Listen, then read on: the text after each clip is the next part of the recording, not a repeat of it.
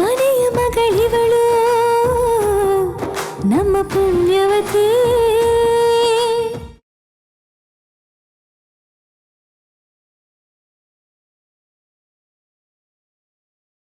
ನಂದನವ್ರೆ, please ನನಗೇನು explanation ಕೊಡಕ್ಕೆ ಬರಬೇಡ.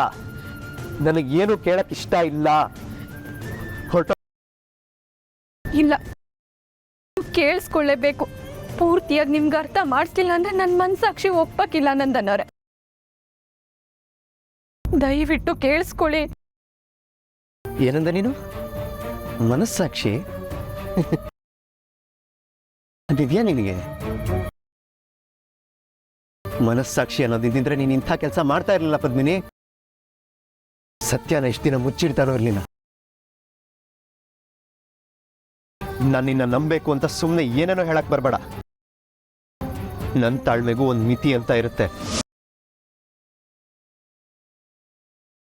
ಹೊರಟೋಗು ಅಂತ ಹೇಳ್ದೆ, ಹೋಗು ಅಷ್ಟೇ. ಬರೀ ನನ್ನ ಬಗ್ಗೆ ತಪ್ಪು ತಿಳ್ಕೊಂತಾನೆ ಇದ್ದೀರಾ. ನೀವು ಒಬ್ಬರೇ ನನ್ನನ್ನು ಪ್ರೀತಿ ಮಾಡಿದ್ದು ಹಂಗಿದ್ರೆ ನಾನು ನಿನ್ನ ಪ್ರೀತಿ ಮಾಡ್ದಲೆ ಮದ್ವೆಗೆ ಒಪ್ಕೊಂಡ್ಬಿಟ್ನಲ್ವಾ? ನಿಮ್ಮ ಮೇಲೆ ಅಷ್ಟು ಪ್ರೀತಿ ಇರೋ ನಾನು ನಿಮ್ಗೆ ಹೇಗೆ ದ್ರೋಹ ಮಾಡ್ತೀನಿ ನಂದನವ್ರೆ? ನಾನು ಈಗಲೂ ಹೇಳ್ತೀನಿ, ಅವತ್ತು ನಾನು ಹೋಗಿದ್ದು ನೀವು ಒಪ್ಪಿಗೆ ಕೊಟ್ರಿ ಅಂತ ಮಾತ್ರ. ಇಲ್ಲಾಂದ್ರೆ ದಿಟ್ಟವಾಗ್ಲೂ ನಾನು ಹೋಗ್ತಿರ್ಲಿಲ್ಲ. ಅಲ್ಲಿ ಏನೋ ಮಿಸ್ಅಂಡರ್ಸ್ಟ್ಯಾಂಡಿಂಗ್ ಆಗೈತೆ. ಅದೇ ನಿಜ ನಂದನವ್ರೆ. ನನ್ನ ನಂಬಿ. ಸರಿ, ಅದೇ ಸತ್ಯ. ನಾನೇ ನಿನ್ನ ಹೋಗು ಅಂತ ಕಳ್ಸ್ಕೊಟ್ಟೆ. ಮದುವೆ ಮುರಿದು ಹೋದ್ರು ಸರಿ, ಮನೆಯವ್ರ ಮರ್ಯಾದೆ ಹೋದ್ರು ಸರಿ, ನಿನ್ನ ಡ್ಯಾನ್ಸ್ ಇಂಪಾರ್ಟೆಂಟು. ಸೊ ನೀನು ಹೋಗು ಅಂತ ನಾನೇ ಕಳ್ಸ್ಕೊಟ್ಟೆ. ಸರಿನಾ? ನೀನು ಹಿಂದಿರೋವಾಗ ಪೂರ್ವಿ ಗೊಂಗಟ್ಟು ಹಾಕೊಳ್ಳಿ. ನೀನು ಬರೋದು ಲೇಟ್ ಆದರೆ ತಾಳಿನೂ ಪೂರ್ವಿಗೆ ಕಟ್ತೀನಿ ಅಂತ ನಾನೇ ಹೇಳಿದೆ. ನೀನು ಇದ್ರ ಬಗ್ಗೆ ತಲೆ ಕೆಡ್ಸ್ಕೋಬೇಡ. Just focus on your dance ಅಂತ ನಾನೇ ವಿಶ್ ಮಾಡಿ ಕಳಿಸ್ಕೊಟ್ಟೆ. ಸರಿನಾ? ಈಗ ಸಮಾಧಾನನಾ? ಈಗಾದ್ರೂ ನಾನು ಒಂಟಿಯಾಗಿ ಬಿಡ್ತೀಯಾ? ಇಲ್ಲ ನಂದನವ್ರೆ, ನನ್ಗೆ ಎಲ್ಲೂ ಹೋಗಕ್ಕಿಲ್ಲ. ನಿಮ್ಗೆ ಎಲ್ಲ ಪೂರ್ತಿಯಾಗಿ ಅರ್ಥ ಮಾಡ್ಸೆ ನಾನು ತೀರ್ತೀನಿ.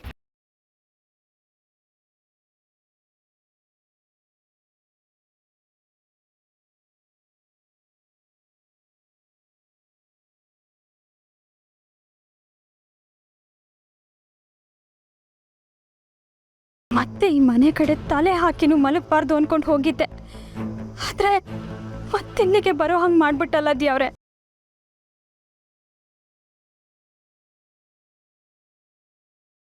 ಅಮ್ಮಾಜಿ, ನಂದನ್ ಇನ್ನೂ ಮನೆಗೆ ಬಂದಿಲ್ಲ. ನಿಮ್ಗೇನಾದ್ರೂ ಫೋನ್ ಮಾಡಿದ್ನಾ? ಅವನಾಗ್ಲೇ ಏನೋ ಹೋಗಿದ್ದ ಅಂತ ಹೇಳಿದೆಯಲ್ಲ, ಇನ್ನೂ ಬಂದಿಲ್ವಾ? ಹಾಂ ಅಮ್ಮಾಜಿ, ಇನ್ನೂ ಮನೆಗೆ ಬಂದಿಲ್ಲ. ಇನ್ನೊಂದು ವಿಷಯ, ಪದ್ಮಿನಿ ಆಚೆ ಹೋಗಿರೋದು ಯಾರಿಗೂ ಗೊತ್ತಿಲ್ಲ. ಆದರೆ ಅವಳಂತೂ ಮನೇಲಿಲ್ಲ ಅಮ್ಮಾಜಿ. ಅವಳು ಎಲ್ಲಿ ಹೋಗ್ತಾಳೆ? ರೂಮಲ್ಲಿ ನೋಡಿದ್ಯಾ? ಎಲ್ಲ ಕಡೆ ನೋಡ್ದೆ ಅಮ್ಮಾಜಿ, ಅವಳೆಲ್ಲೂ ಇಲ್ಲ. ಫೋನು ರಿಸೀವ್ ಮಾಡ್ತಿಲ್ಲ. ನಂದನ್ ಕೂಡ ಫೋನ್ ರಿಸೀವ್ ಮಾಡ್ತಿಲ್ಲ.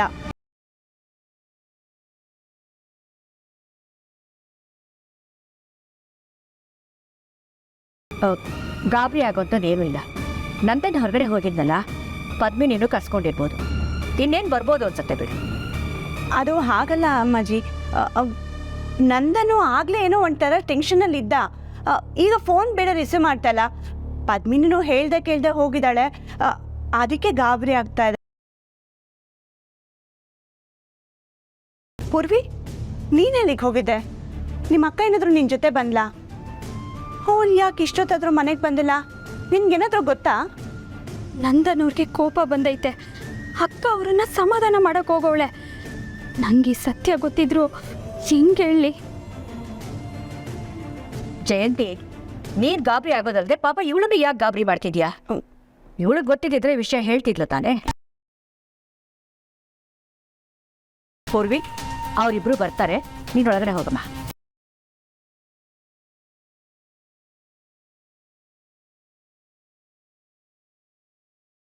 ಇಲ್ಲ, ಇಲ್ಲೇನೋ ಆಗಿದೆ. ನಂದನ್ ಪದ್ಮಿನಿ ಇಬ್ರು ಹೇಳ್ದೆ ಕೇಳ್ದೆ ಆಚೆ ಹೋಗೋರಲ್ಲ.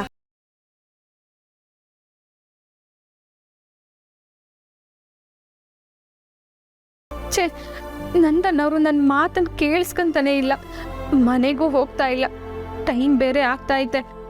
ನಂದನ್ನವ್ರೆ, ಪ್ಲೀಸ್ ಒಂದೇ ಒಂದ್ಸಲ ನನ್ನ ಕಡೆ ನೋಡ್ಬಿಡಿ ಸಾಕು. ನೀವು ನನ್ನ ಕ್ಷಮಿಸಿದ್ದೀರಿ ಅಂತ ಅನ್ಕೋತೀನಿ. ಒಂದೇ ಒಂದ್ಸಲ ನನ್ನನ್ನು ನೋಡಿ ನಂದನ್ನ.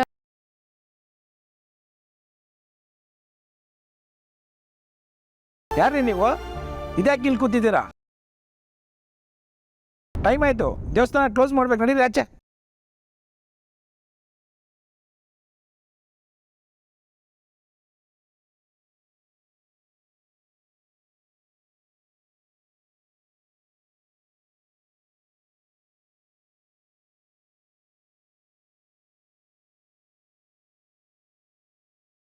ಲೀಲಾ, ನೀನು ಹೇಳಿದ ಮಾತು ದಿಟ. ನಾವು ಹಳ್ಳಿ ಬಿಟ್ಟು ಬರಬಾರ್ದಾಗಿತ್ತು. ಆ ಹಳ್ಳಿಗೆ ಇದ್ದಿದ್ರೆ ನಮ್ಮ ಸುತ್ತಮುತ್ತ ನೆಂಟರು ಇಷ್ಟರು ಬೇಕಾದವರು ಎಲ್ಲ ಇರ್ತಿದ್ರು. ಇಂಥ ಸ್ಥಿತಿನಲ್ಲಿ ಏನಾದರೂ ಬಂದು ಸಹಾಯ ಮಾಡ್ರು. ಏನೋ ನನ್ನ ಸ್ವಾಭಿಮಾನ ಉಳಿಸ್ಕೊಳಕ್ಕೋಸ್ಕರ ನಿಮ್ಮನ್ನ ಇಲ್ಲಿ ಕರ್ಕೊಂಬಂದ್ಬಿಟ್ಟು ತಪ್ಪಾಗ್ಬಿಟ್ಟೆ ನಾನು. ಕೆಟ್ಟ ಮೇಲೆ ಬುದ್ಧಿ ಬಂದಂಗೆ ಆಯ್ತು ನಮ್ಮ ಸ್ಥಿತಿ. ನೋಡು, ಒಂದು ಕೆಲಸ ಸಿಗಲಿಲ್ಲ ಇಲ್ಲಿ. ಅಂಗಡಿ ಅಲ್ದ್ಬಿಟ್ಟೆ. ಕೈ ಮುಗಿ ಕೇಳ್ಕೊಂಡೆ, ಎಲೆಕ್ಟ್ರಿಕಲ್ ಕೆಲಸ ಬರ್ತದಪ್ಪ, ಎಂಥದಾದ್ರು ಒಂದು ಕೆಲಸ ಕೊಡಿ, ಕಡಿಮೆ ಸಂಬಳ ಕೊಡಿ, ನಾನು ಮಾಡ್ತೀನಿ ಅಂತ. ಹೋದ್ರೂ ಕೆಲಸ ಕೊಡಿ.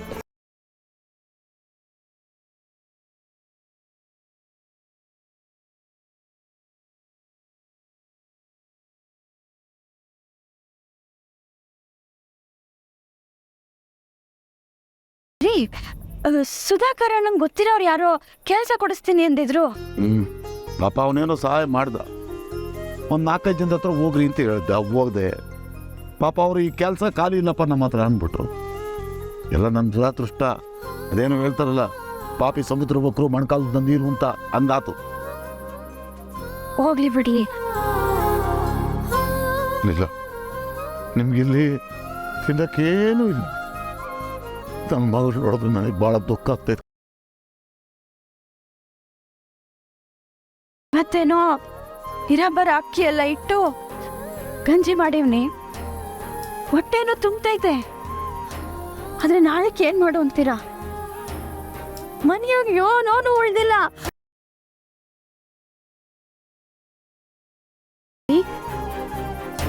ನಾನೇನಾರ ಯಾರ್ದಾರ ಮನೆ ಕಸ ಮುಸ್ರೆ ಹಂಗೆಲ್ಲ ಮಾತಾಡ್ಬಿಡೋದು.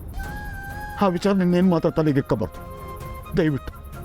ನೋಡು, ನಾಳೆ ಹೆಂಗಾರ ಮಾಡಿ ಕೆಲಸ ಹುಡುಕತ್ತೀನಿ, ದುಡ್ಡು ಹುಡ್ಕಂತೀನಿ, ಮನೆಗೇನು ಬೇಕೋ ಎಲ್ಲ ಎಲ್ಲ ಎಲ್ಲ ಸಾಮಾನು ಸರಂಜಾಮು ತಂದ್ಬಿಡ್ತೀನಿ. ನೋಡು, ನನ್ನ ಮಾತು ನಂಪು, ನನ್ನ ಮಾತು ನಂಪು. ಹಾಂ, ನನ್ನ ಮಾತು ತಪ್ಪು. ಇವತ್ತು ಬಂದ ಸ್ಥಿತಿ ಇನ್ಯಾವತ್ತೂ ಬರೋಕ್ಕಿಲ್ಲ. ನನ್ನ ಮಗಳನ್ನ ನಿಮ್ಮನ್ನ ಯಾವತ್ತೂ ಉಪವಾಸ ಬಿಡಕ್ಕಿಲ್ಲ.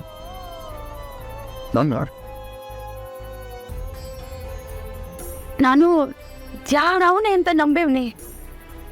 ನಾಳೆ ಅದ್ಯಾವ್ರೆ ನಮ್ಗೊಂದು ಕೆಲಸ ಕೊಡಿಸ್ತಾನೆ. ನೀವು ಒಳಗೆ ನಡೀರಿ, ಗಂಜಿ ಆಗೈತೆ, ನಾನು ತಗೊಂಬತ್ತೀನಿ.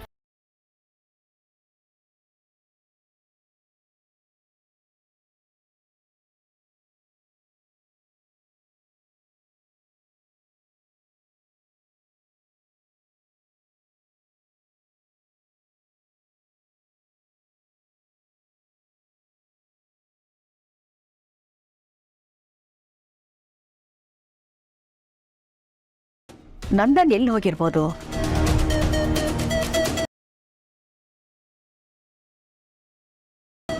ಅಮ್ಮಾಜಿ, ತಗೊಳ್ಳಿ ಜ್ಯೂಸ್. ನನಗೆ ಬೇಡ ಜಯಂತಿ. ಯಾಕಮ್ಮಾಜಿ, ಹೊರಗೋಗಿ ಬಂದಿದ್ದೀರಾ? ಏನೂ ಬೇಡವಾ? ನೀವು ನಂದನ್ ಬಗ್ಗೆ ತುಂಬ ತಲೆ ಕೆಡಿಸ್ಕೊಂಡಿದ್ದೀರಾ ಅಲ್ವಾ? ಅವನ ಬಗ್ಗೆನೇ ಯೋಚನೆ ಮಾಡ್ತಿದ್ದೀರಾ? ಹಾಗೇನಿಲ್ಲ. ಮನೇಲಿ ಎಲ್ರಿಗೂ ಇದನ್ನೇ ಹೇಳಿ ಗಾಬರಿ ಪಡಿಸ್ಬೇಡ. ನಾನು ಆಗಲೇ ಹೇಳಿದ್ನಲ್ಲ, ಏನೋ ಕೆಲಸದ ಮೇಲೆ ಹೋಗಿರ್ತಾನೆ ಬರ್ತಾನೆ ಅಂತ ಅಷ್ಟೇ. ಹಾಗಂತ ಸಮಾಧಾನ ಮಾಡ್ಕೋಬೋದು. ಆದರೆ ನೀವೇ ಒಂದ್ಸಲ ಯೋಚನೆ ಮಾಡಿ, ಪದ್ಮಿನಿನೂ ಮನೇಲಿಲ್ಲ. ನಂದನ್ ಕೆಲಸದ ಮೇಲೆ ಹೊರಗೋಗಿದ್ದಿದ್ರೆ ಪದ್ಮಿನಿನ ಫೋನ್ ಮಾಡಿ ಯಾಕೆ ಕರೆಸ್ಕೊಳ್ತಿದ್ದ? ಅವರಿಬ್ರು ಸುಮ್ಮನೆ ಹೋಗಿದ್ದಾರೋ ಅಥವಾ ಯಾವುದಾದ್ರೂ ಕೆಲಸದ ಮೇಲೆ ಹೋಗಿದ್ದಾರೋ ಅನ್ನೋದು ಪ್ರಶ್ನೆ ಅಲ್ಲ ಅಮ್ಮಾಜಿ. ಒಬ್ರಿಗೂ ಒಂದು ಮಾತು ಹೇಳ್ದೆ ಹೋಗಿದ್ದಾರೆ, ಫೋನ್ ಕೂಡ ಪಿಕ್ ಮಾಡ್ತಾ ಇಲ್ಲ. ಅದಕ್ಕೆ ಯೋಚನೆ ಆಗಿರೋದು. ನೀನೇನು ತಲೆ ಕೆಡಿಸ್ಕೋಬೇಡ, ಇಬ್ಬರು ಸ್ವಲ್ಪ ಹೊತ್ತಿಗೆ ಬರ್ತಾರೆ. ಹೌದು, ಮಾಲ್ತಿಯಲ್ಲಿ ಅಕ್ಕ ಅವ್ರ ಅಣ್ಣನ ಮನೆಗೆ ಹೋಗಿದ್ದಾರೆ ಅಮ್ಮಾಜಿ. ಅವ್ರು ಫೋನ್ ಮಾಡಿದಾಗ ಇದನ್ನೆಲ್ಲ ಏನು ಹೇಳಕ್ಕೆ ಹೋಗಬೇಡ, ತಿಳಿತಾ?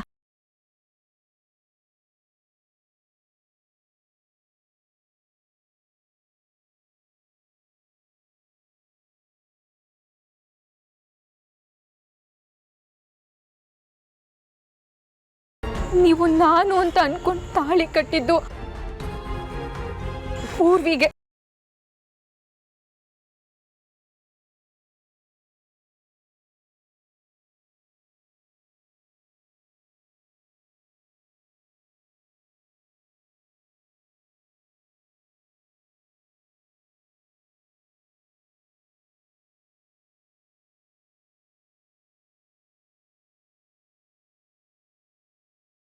ಅಯ್ಯೋ, ಈ ಅಕ್ಕ ಎಲ್ಲಿ ಹೋದ್ಲು ಈಗ? ನಂದನ್ ಅವರು ದೇವಸ್ಥಾನದಿಂದ ಕೋಪ ಮಾಡ್ಕೊಂಡು ಹೋದ್ರು, ಅವಳು ಅವ್ರ ಹಿಂದೆನೆ ಹೋದ್ಲು. ಆದ್ರೆ ಇಷ್ಟೊತ್ತಾದ್ರೂ ಅವರಿಬ್ರು ಯಾಕೆ ಮನೆಗೆ ಬರಲಿಲ್ಲ? ರಾತ್ರಿ ಬೇರೆ ಆಗೋಗಿದೆ. ಅವಳು ನಂದನ್ ಅವ್ರ ಜೊತೆನೇ ಇದ್ರೆ ಸರಿ. ಆದ್ರೆ ನಂದನ್ ಅವರು ಕೋಪ ಮಾಡ್ಕೊಂಡವ್ರೆ ಅಂತೇನಾದ್ರೂ ಹೆಚ್ಚು ಕಮ್ಮಿ ಇಲ್ಲ ಇಲ್ಲ.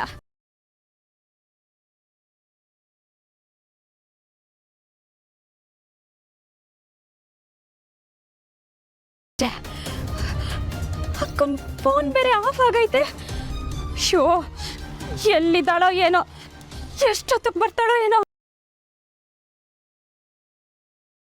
ಅಮ್ಮಾಜಿ ಬಂದು ನನ್ನನ್ನು ಏನಾರ ಕೇಳಿದ್ರೆ ಏನು ಹೇಳೋದು? ದೇವಸ್ಥಾನದಲ್ಲಿ ನಡೆದಿದ್ದನ್ನೆಲ್ಲ ಹೇಳ್ಬಿಡ್ಲಾ?